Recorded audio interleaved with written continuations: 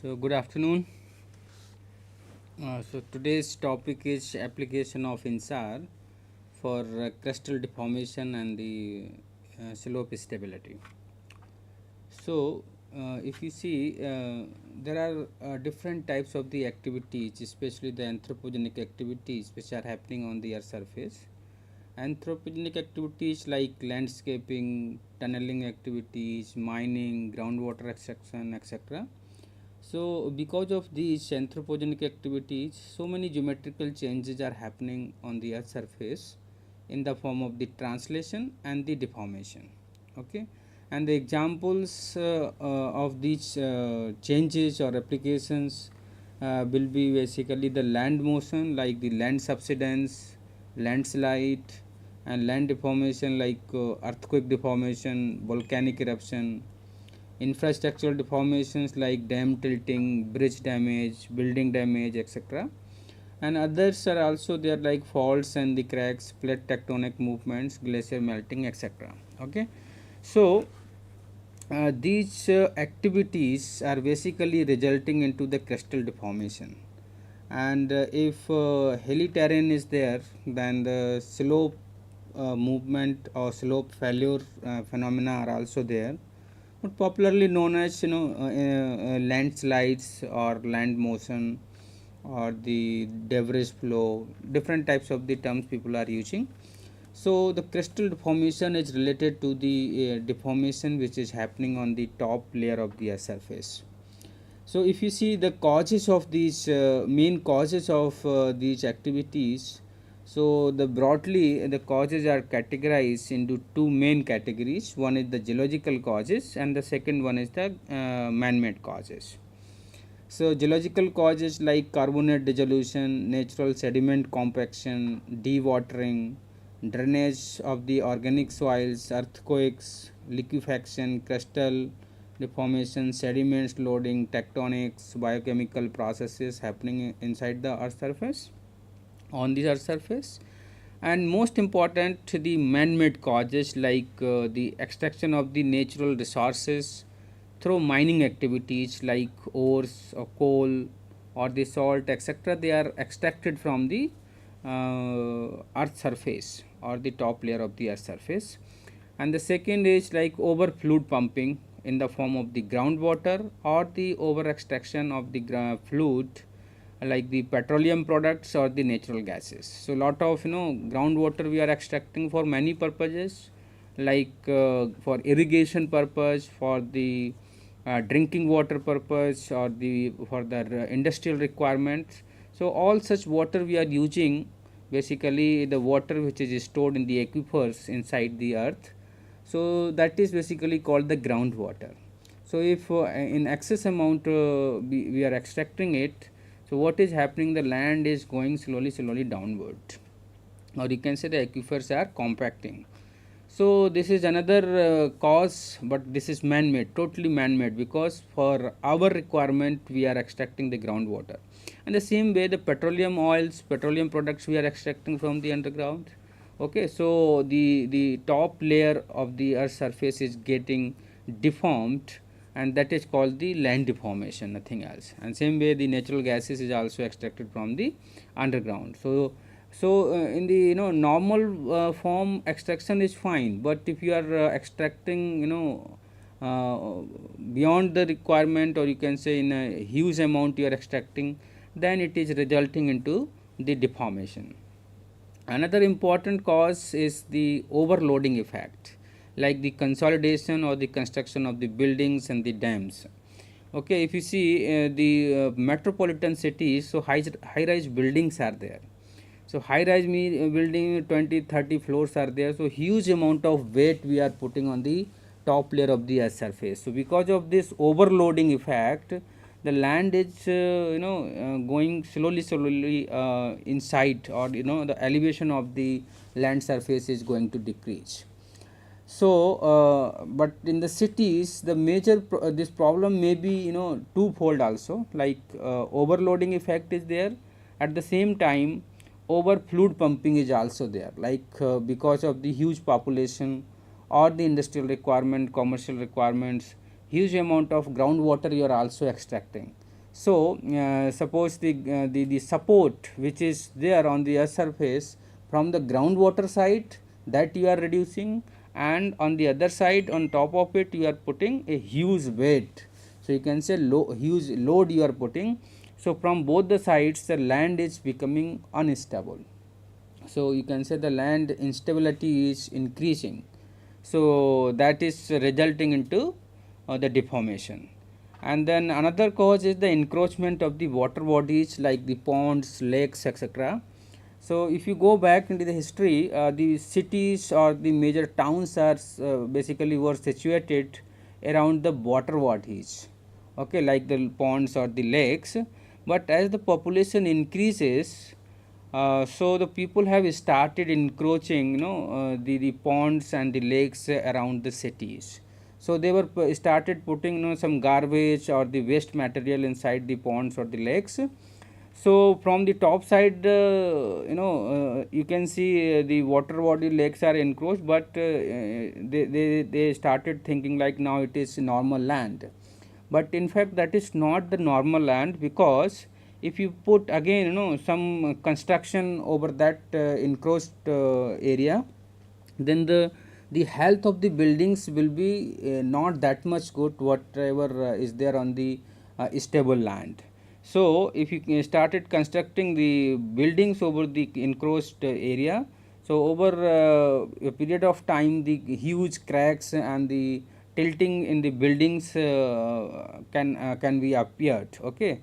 So that way you can say the deformation is large, or you can say the infrastructure deformation chances are there, especially in the encroachment area. So all such activities are basically the man-made causes. So because of the geological causes as well as the man-made causes, land deformations or the crustal deformation chances are more and more. So it becomes very important where it is happening and how to measure these deformations precisely, okay. And more than that, if you see the importance and the impact of the surface movement, now I am using the term surface movement, that is coming from the deformation, or you can say the translation. So this is basically a linear or non-linear motion of the surface of the earth. So if surface of the earth is moving by any cause, whether geological cause or the man-made cause, so it is very important for many regions to investigate. Like if you see the spatial planning consideration, so whatever the planning of any activities you are doing, whether it is urban planning or the water resource planning, so everywhere you basically you need to understand what kind of the surface movement information is there, or you can say what is the stability of the land over that particular area. So basically the stability of the land becomes very important for any kind of the planning, okay. Then environmental conservations, again it is important, because if surface is not stable, so land can go down or can go up somewhere. So somewhere, water logging problems may appear.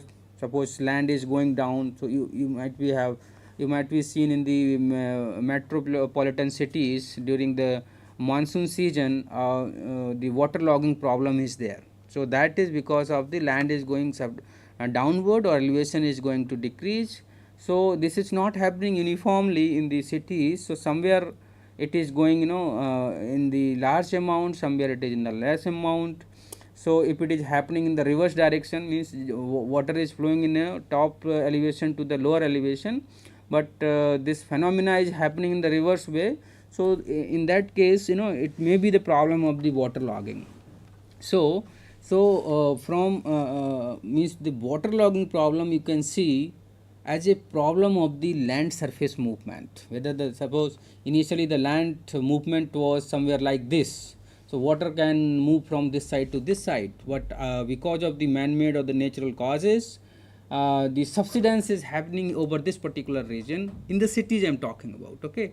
If subsidence is happening here, it means this is at its original position, but this land is going down. So now see, now the water cannot flow from this side to this side, which means the water logging problem will be there over this particular portion. So these types of the problems will create so many effects in the society or the economy and okay, and hence the environment. So environmental conservation planning is also there. Then again, infrastructural design and the construction. So everywhere you want to construct something, whether it is warehouse or factory or any commercial setup or the national highway or your buildings, etc. So everywhere you basically checking the stability of the land. So people are using constructing the national highway, so civil engineers are going into the field and they are checking the stability of the land. So if land is not stable, so they are not recommending for the construction of the national highway. Same thing is there for every other industrial setup or other things. Okay, for example, you want to construct your house in the city, so again you want to you have your own choices. So you are not constructing your house in a dumping yard or in the encroachment area, something like that. It means you are worrying about the stability of the land. So in the infrastructure design and construction activities, the surface movement information is very important. So from the surface movement information, you can just check whether the land is stable or not stable. Same way in the utility networks, like in the cities, we have to construct the drainage system, and then we have to construct the pipeline network for the gas or for the sewerage line or for the water supply. So this is also a kind of the infrastructure. Okay, nowadays people are using the cables also, underground cables. So all such activities you can plan according to the stability of the land. If you are not comfortable or you are not confident that the land is not stable, it means you are not investing your money over that particular area or the city. Okay, same way in the sewerage and the drainage system design, subsurface utility planning, seawater intrusion control, flood mitigation inland as well as the coastal region, then groundwater extraction regulations also. This information is very much important for the regulations for the groundwater related. For example, I can give one example of the Punjab state in India. So that is very the Punjab state has very fertile land, and that is very much suitable for the agricultural activities. So people are basically using huge amount of the groundwater for irrigation purpose. So every year they are basically started taking 2-3 crops per year, or sometimes more than that. So if more crops are there, it means more requirement of the irrigated water is there. So huge amount of water they are exploiting from the underground earth. Okay, so now the groundwater table is going down over a period of time because of such activities. So now there is some restriction from the government side, because government looks all the requirements of the particular state, means they want to satisfy the drinking requirements, industrial requirements and other requirements also. So they are basically imposing certain regulations, like everybody cannot digging the bore wells for the extracting the groundwater. So such kind of the regulations are there. So these regulations they can formulate if they have the information of the land subsidence or information of the aquifer systems, or in a simple way we can say if they know the information of the land surface movement. That is land subsidence is nothing but the land surface movement itself in the vertical direction. So now you can realize what is the importance of the land surface movement. Okay, then if you see the impact, so impact you can see because this land surface movement is happening, so it can affect the buildings health or the facilities which we have or the infrastructures we have. So if all such things are getting impacted, then it means we have the infrastructural impact, means land surface movement has the impact on the infrastructure in the form of like cracking of the buildings, tilting, sinking of the buildings, breaking pipeline networks, or the malfunctioning of the sewerage systems, etc., etc. So these all are basically the problems related to the infrastructure. It means if land surface movement is more in a particular area, it means our infrastructure will be getting impacted at a large. Okay, so if infrastructure is getting impacted, it means infrastructure is associated with the money, or you can say the economy. So in nutshell, in other words, we can say it has the economic impacts also, like increase in the maintenance cost of the facilities or buildings, or the other sewerage systems or pipeline networks, or decrease in the property value. If the property is damaged or no getting impacted, it means the value, property value will also decrease.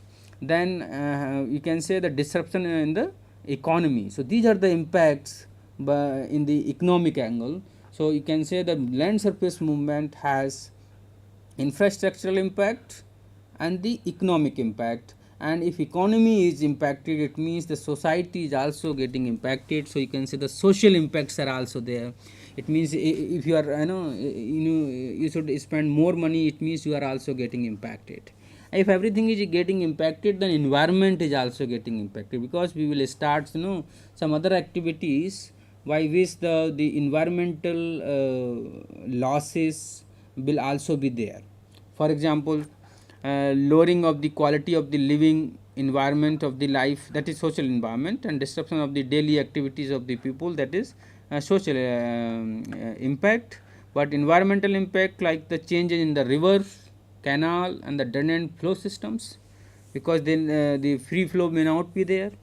So that may create some environmental impact. The frequent inland and the coastal flooding problems may be there because of the land surface movement itself. Then expansion of the inundated areas. So over the inundation over a particular area is increasing over a period of time. It means the things are getting affected more and more if the more land surface movement is there. So that way you can say the environmental, social, economic, and infrastructural impacts they have.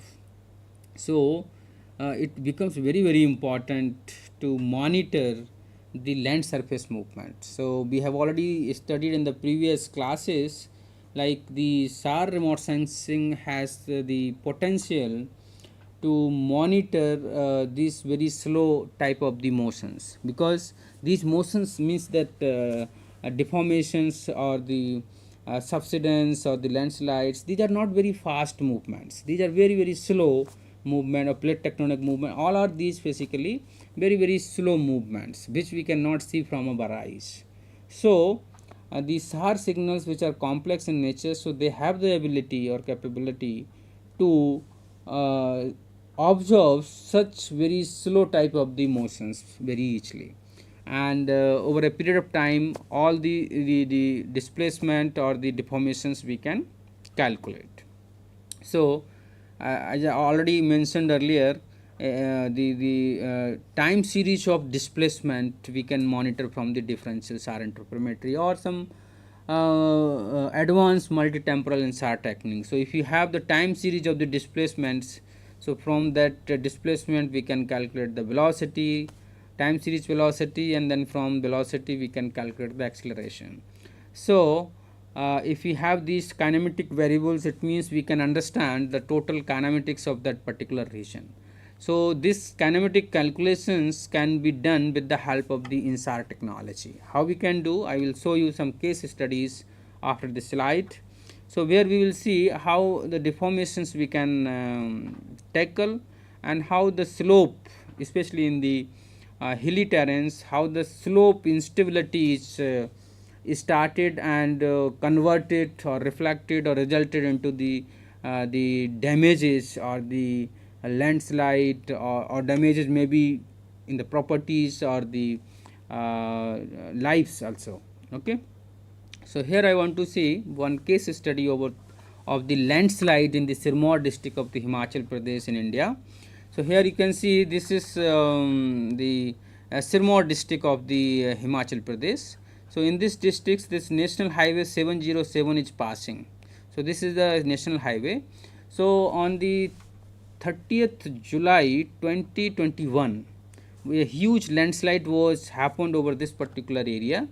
So that landslide event was captured by certain few reporters also on the ground.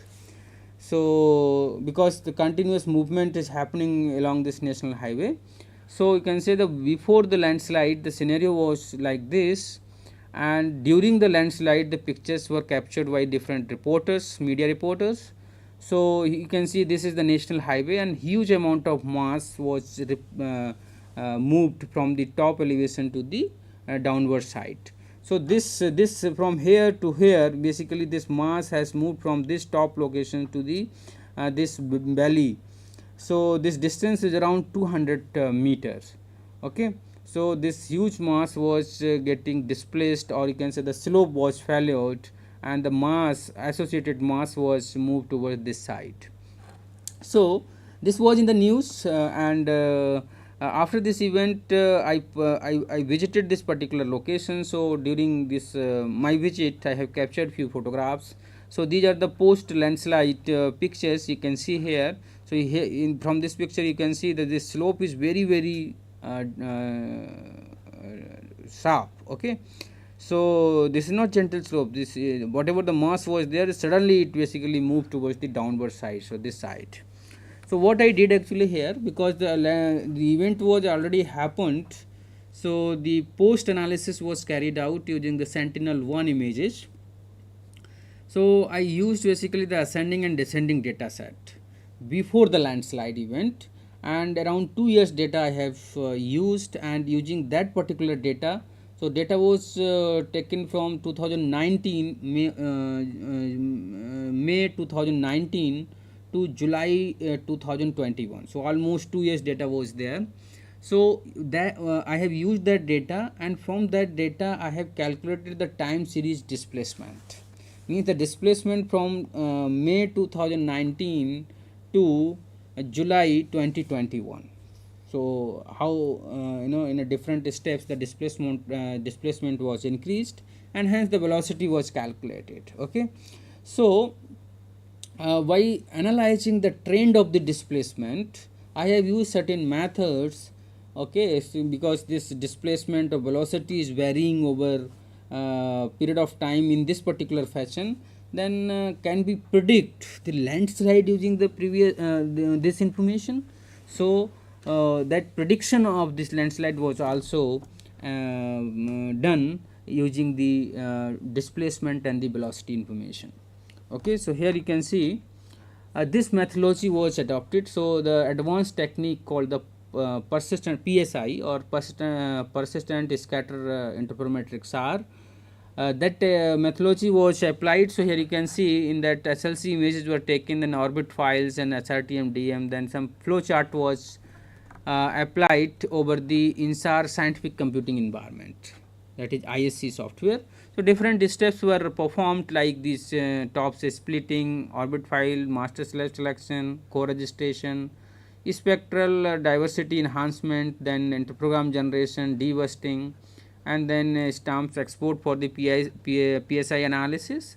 And then in the stamp PS, this is another software, this is another software. So stamp PS analysis was done for the persistent scatter processing, where the number of steps are there, like initial PS candidate selection, then some beading or filtering of the PS candidates, or you can say noisy pixel removal, then phase corrections for the DEM, then 3D phase unwrapping, then deformation and the residual topographic error estimation, then again especially correlated log angle error estimation, and the atmospheric phase screen estimation and removal.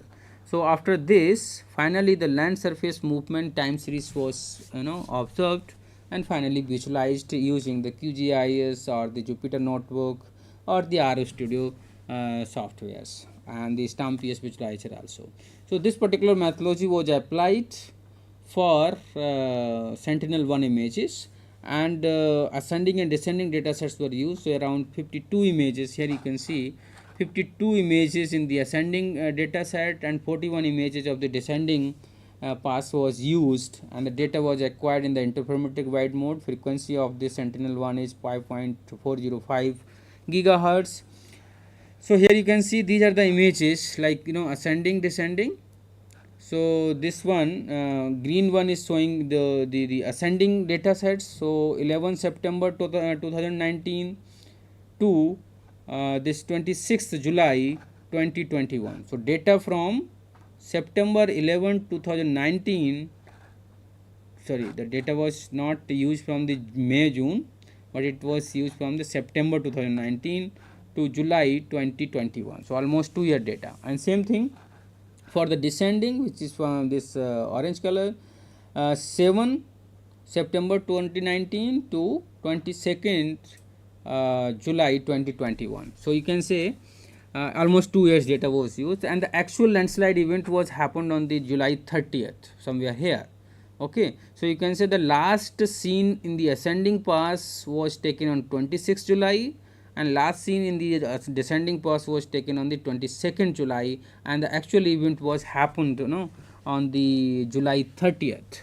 So here you can see, if you count the number of days from 11th September 2019 to 26th September July 2021. So these number of days are around 684. So you can say this is the first day and this is 684th day. So almost similar days are there from 7th July to 22nd 7th September to 22nd July 2021. So almost 684 days, because that is 11 minus 4, so 26 minus 4. So 11 minus 4 is 7, 26 minus 4 is 26. So again, in the both the images or both the passes data sets, we have taken around the investigation period of 684 days. Okay, and the date of each and every image is mentioned in this one, and this red one, this 4 and this first, this is basically the image which was considered as a reference image. So you can say in the ascending pass, the 4th November 2020 image was considered as a reference image, and the 1st September 2020 was considered as a reference image for the descending pass. Okay, so this is the star network for the ascending pass. So here you can say from here to here the data, this is the temporal baseline which we have already seen in the previous lectures, and this side is the perpendicular baseline. Same thing is for the descending data set. So this is the star network for the ascending data set, this is the star network for the descending data set. So these are 52 images, these are 41 images. Okay, so for analysis purpose, I have used the ISC software, Anaconda, Jupyter Notebook, Stampius, Snapu, Triangle software, MATLAB software, Stampius Visualizer, and QGIS software. Okay, so these things were used for the analysis. Now here you can see, then again from the ascending descending data sets, both were coupled together. So just to calculate the vertical and the horizontal vertical and the horizontal components of the displacement vector. So this slide we have already seen in the previous class, because the line of sight displacement we are calculating from each pass. So the velocity from the line of sight velocity from ascending data, line of sight velocity from the descending data is associated with the east west velocity and the up and down velocity. So here you can see this is the horizontal velocity, this is the vertical velocity, and these are the factors depending upon the incidence angle and the azimuth look angle, which are known. So you can say in these are two equations. So these are values are known because the data was analyzed from both the things, and these factors are also known because incidence angle and azimuth look angle are known. So only unknown factors are these horizontal and the vertical velocities, or you can say displacements. Okay, so these are the two equations, two unknowns are there, exactly they can be solved, and both the horizontal and vertical component of the deformation vectors were calculated. So this we have already seen in the previous class. Okay, and this we have already seen because the distribution, spatial distribution from the ascending or the descending pass is not same. So we are resampling over the common grid, so that over each and every pixels we have the line of sight velocity from the ascending as well as from the descending, so that the previous equation can be applied. So if we have the values over each and every pixels, then applying those equations and calculating the horizontal and the vertical displacement or vertical deformations. Okay, so here you can see This is the output of the ascending data set, and these values are shown like the mean line of sight velocity. So you can say this is the landslide area. So number of points were observed in the landslide affected area. So the values are changing from minus 25 millimeter per year to 30 millimeter per year. So the blue colors are representing, the positive displacement, and red colors are representing the negative displacement. Negative means the movement away from the satellite, and the positive means movement towards the satellite. Okay. So here you can say the major mass was moved from this particular portion. So over this particular region we are having the red dots, which means the negative displacement, which displacement. Okay, it means the motion was happened away from the satellite. So and few points were also downward side, and this analysis is from the ascending data set. So what I did actually, the same thing I have done using the descending pass. So more or less same type of the distributions was received, but the values were varying from minus 22 millimeter per year to around 24 millimeter per year. Okay. So and using both ascending line of sight velocity and descending line of sight velocity, horizontal and the vertical components were also calculated. So whatever you have seen in the previous equations, two equations, the product of those equations are here. Okay. So this is line of sight velocity BLOSA. This is the line of sight velocity from the ascending pass. BLOSD means line of sight velocity from the descending pass. Both were combined together, and incidence angle and the azimuth angles were used, and the EW was calculated, that is displacement along the east west direction, and B up and down. So this is B up and down. Okay. So these were carried out. So here you can say this, the arrow were also represented along the east west direction. So the movement which is showing here, you can see the most of the displacement is moving towards this side. It means this mass was moved towards this way, and this is the vertical component of the displacement vector. So again this movement is happening towards this side, and these are not going in the upward direction. So these are the outputs. Then what I did actually, using I have picked basically 3 points from this particular region, means 2 points from here and 1 point in the downward side. So this is PS1, that is persistent scatter point number 1, PS2 and PS3, and similar the same points I have picked from the descending data set. So because this is the time series of the displacement, so the time series of the displacement I have investigated from the ascending data set as well as from the descending data set. So the PS1 is somewhere here, but the exact PS1 was not received. So the adjacent point or the surrounding points or closest point was picked from the descending pass just to identify the PS1. So the time series displacement was investigated, and that investigation was used for the prediction of this landslide event. So for that prediction purpose, these two methods I have used. One is the inverse velocity method, and the second one is the modified inverse velocity method. So the first one is the purely graphical method, and the second one is the purely mathematical model. So here you can see the mathematical equation, like 1 upon V equal to 1 upon V naught into 1 minus T0 minus T upon Tf minus T. So you can understand like this, 1 upon V, V is the velocity, so 1 upon V is the inverse velocity. That's why in the name itself the inverse velocity term is used. Okay, so this is 1 upon V is the inverse velocity at time t, and 1 upon V0 is the inverse velocity at time t0. So you can say in the displacement time graph we have to identify two times and the corresponding velocities. Okay, so time t and the velocity at t, and time t0 and velocity at time t0. So these 4 things we can investigate from the displacement time series graph, and the Tf can be calculated from this equation. Like V V0 T and T0 so what is left only, that is Tf. So that is Tf is the time of failure, time of slope failure. Okay. Time of slope failure means the landslide can happen at that time. So you know, two velocities and two times, you know, you can predict the time of the actual failure or time of the landslide. Okay, so this is mathematical relationship. And on the other side, this inverse velocity method was also developed by assumption that suppose you know, if you just visualize the landslide event in your mind, so what is happening, this is, let us say, the slope, let us say this is the terrain and this much is the slope. Okay, so let us say at this time this is stable, but over a period of time this slope is increasing like this. Let us say initially it is here, then over a period of time this is moving like this, so that the slope is, you know, slope is increasing.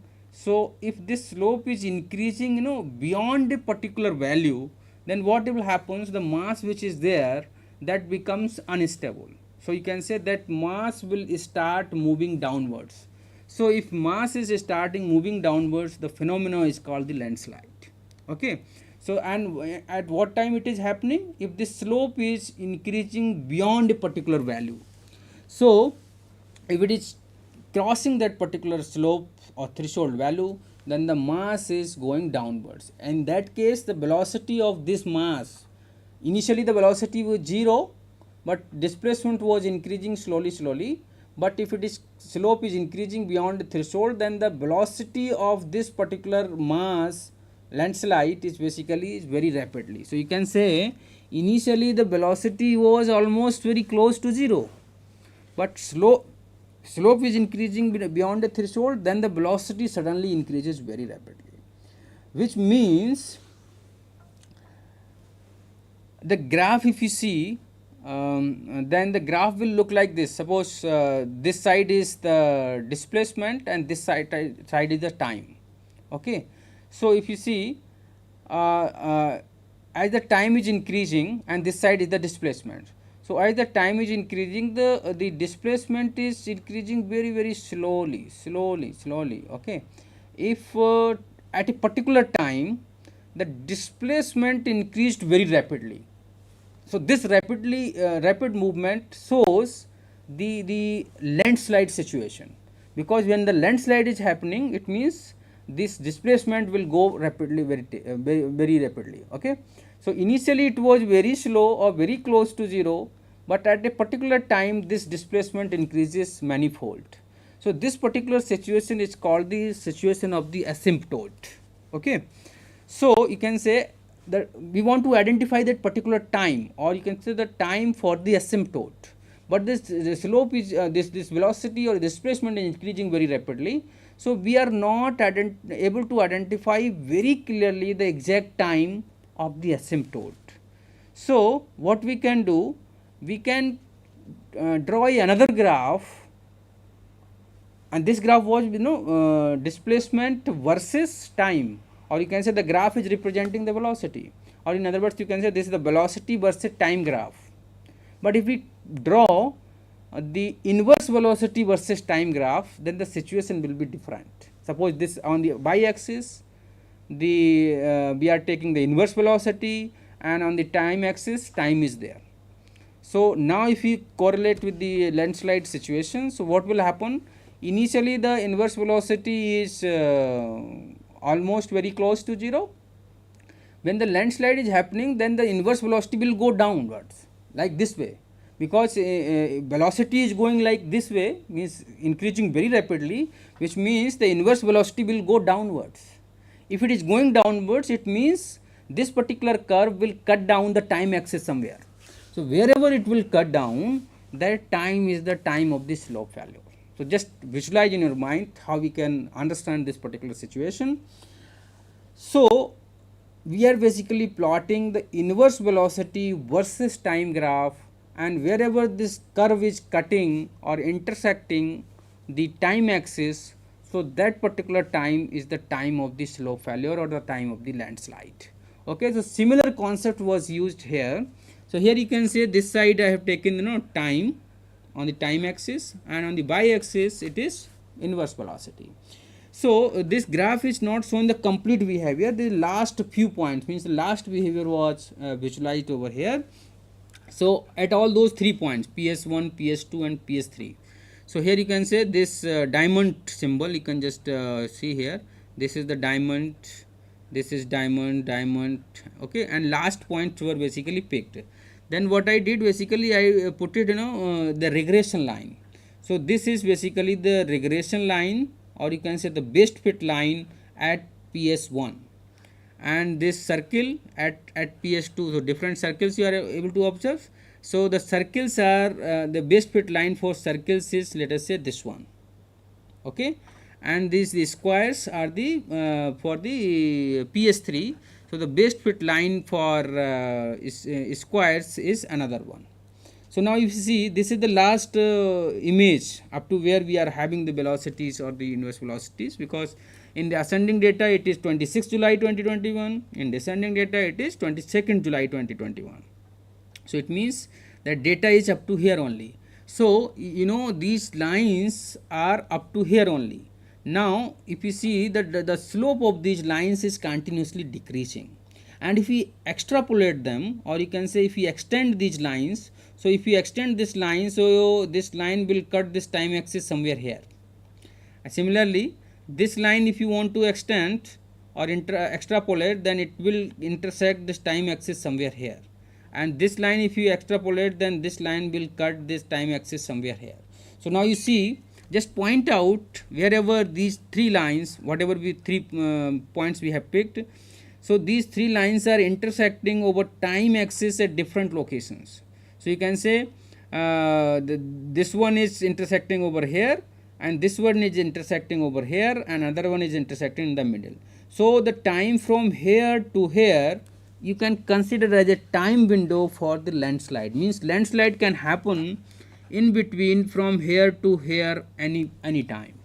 So that way, instead of telling a particular time, like at 3 o'clock of a particular day the landslide will happen, so instead of saying like this, you can say from Monday to Thursday any day, just like here, means this from here to here, means from Monday to, let us say, Thursday, any day the landslide can happen.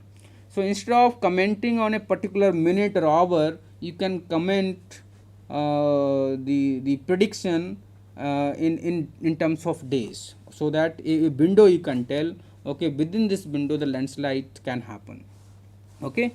So these 2 concepts were used for the prediction of the landslide, okay. So here you can see, this is the graph. Here you can see this side is the time, observation time on the x-axis. So 0 means 7th September 2019, and the last image was taken in case of this the descending. So the last image was taken on the 26th July 2021. So this image is the 26th July. So here you can say from 0 to this is around 684. So some things I have already mentioned, like first acquisition 11 September 2019, last acquisition 26 July. So actual failure was happens on 30th July 2021. So from this way if you count, then it is 688th day, means from 0 to 688th day the actual event was happened. So number of scenes I have taken 52.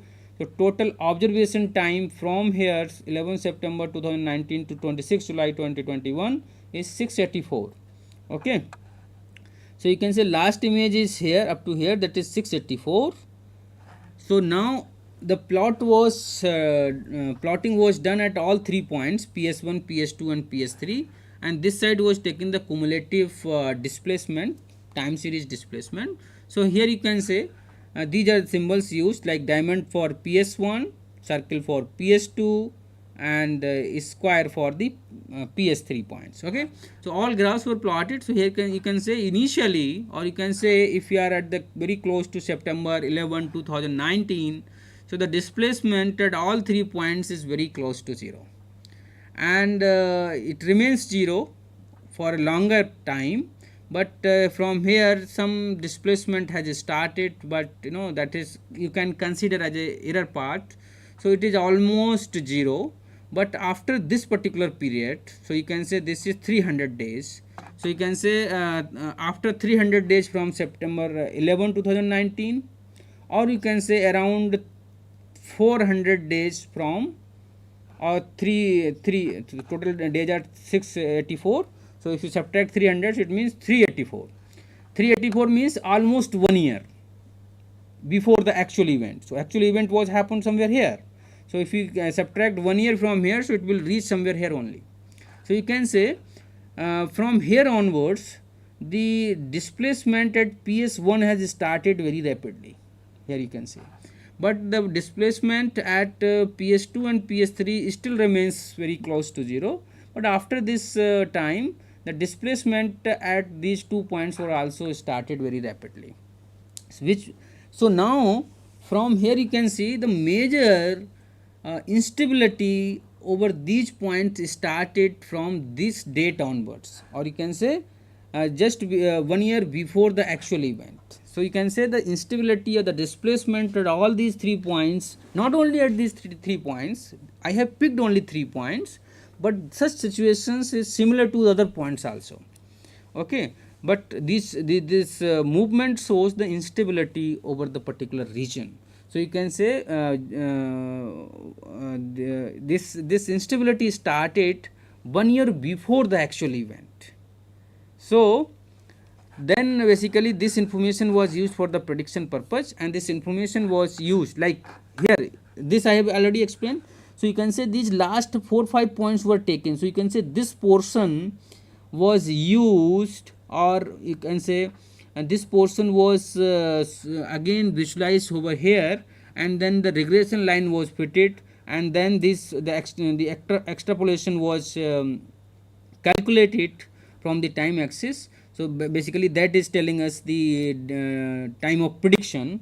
So by this calculation I have observed the inverse velocity method prediction at all these 3 points is 690th day, 686 day and 685 day.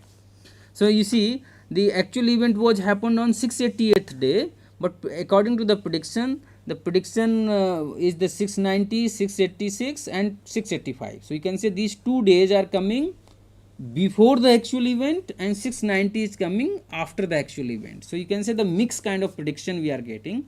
So you can say this method is telling from 685th to 690th day, any day the event can happen. So it is basically giving an indirect hint to us that the landslide can happen from 685 to 690th day, any day. So this is basically called the prediction window, and the actual event happened on 688th day. So that way it is correct, because it is telling indirectly the window, prediction window, and within that window the landslide happened. So that way if you see the accuracy, then that way the accuracy is good.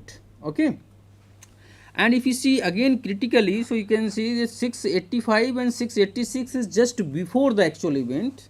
So people are considering good prediction if prediction is done in advance. So 685 and 686 are basically the advanced kind of prediction. So that way the people are saying this is the safe prediction. So but the 690 is the day after the actual event, means already landslide happens, then you are predicting. So that way the 690 can be considered as a unsafe prediction. But if you see the window, then it is fine. If you see the point wise, then you can categorize the safe or the unsafe predictions. Okay, and the same analysis was done using the modified inverse velocity method. So prediction is like this. So the time t and the velocity at time t, and then we identify the t0, that is onset of acceleration. So acceleration started very rapidly. So that is the time t0 and the velocity at t0. So t0, v0, t and v were calculated from these graphs and put it in this relationship, and tf was calculated, and those days are like this one. Okay, so this way you can say the prediction from both the methods were done. So in this one value is exactly matching with the actual predictions. So similar analysis was carried out using the descending data sets also. So by this way basically we can say the time series deformation analysis is useful for the slope failure or slope stability checking also, because with the help of this behavior itself you can understand whether the landslide can happen over a particular region or not. If the displacement is continuously increasing, it means the slope will increase and there will be a one day where the landslide will happen. Okay. Similarly, I have done another case study over the Joshimath town in India, in Chamoli district. So here you can say this is the Chamoli town. So this town is divided into different wards. 9 wards were there. So this region is basically showing, has a very long history of the disasters. Different types of the phenomena are happening, like rainfall, heavy rainfall, cloud burst, flash flood, landslides, land subsidence. So many types of the problems are there over this particular region. Not from recent days. It has a long history actually. Earthquakes are also happening over this particular region.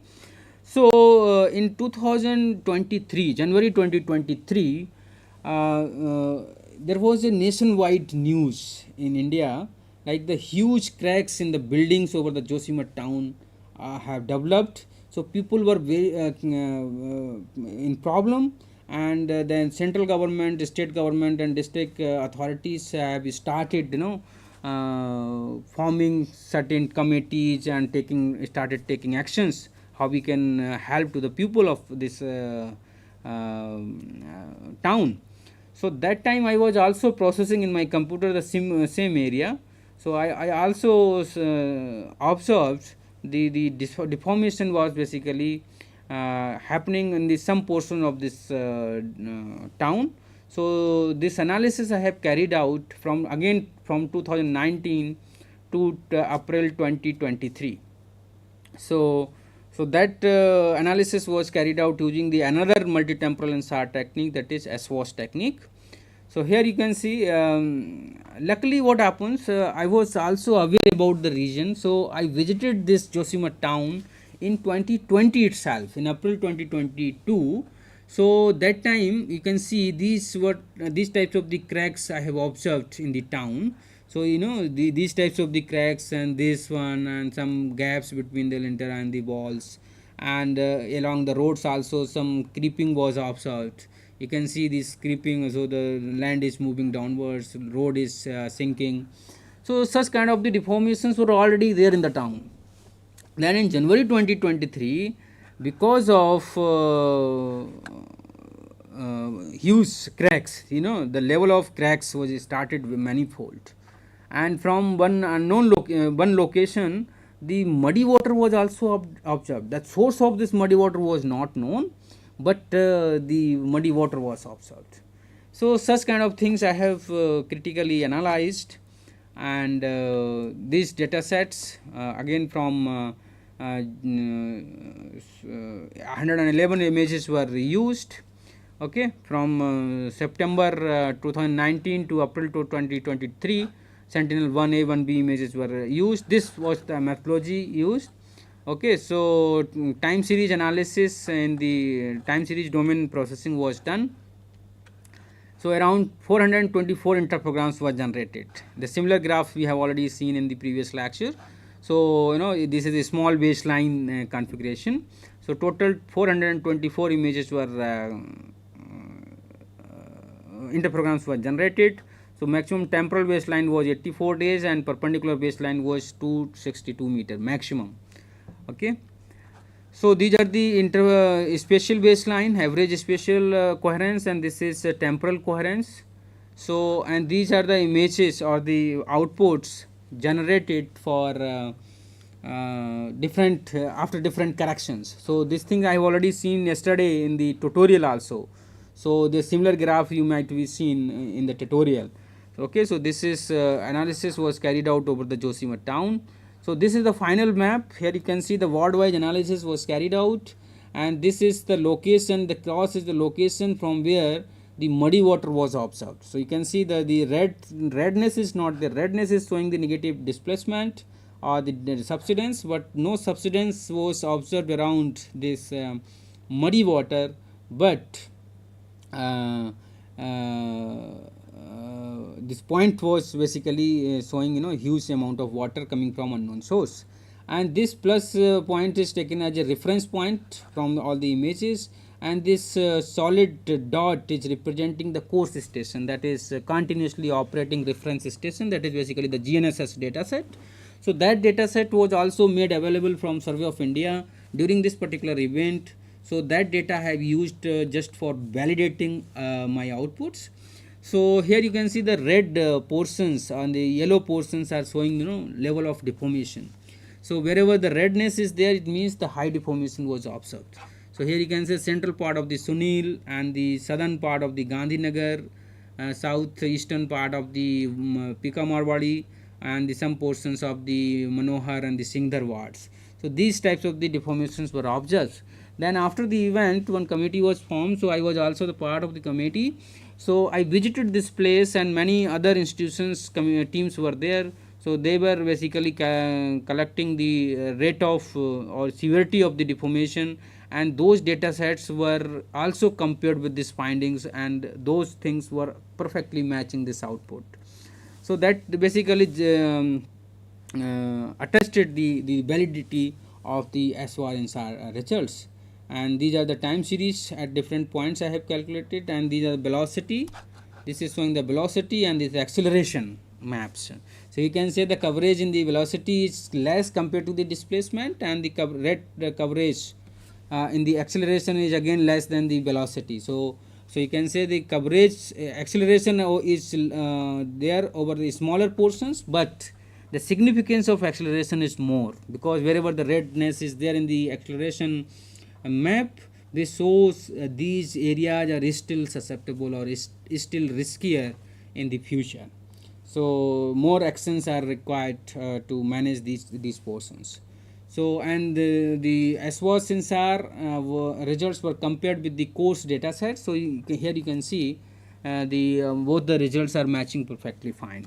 But this particular window was very sensitive from November 2022 to January 2023. So here you can say the movement of that particular land started very rapidly, and during this particular portion you see here the motion was very rapid. It means this is the portion where this came into the news, and huge cracks were developed in the buildings.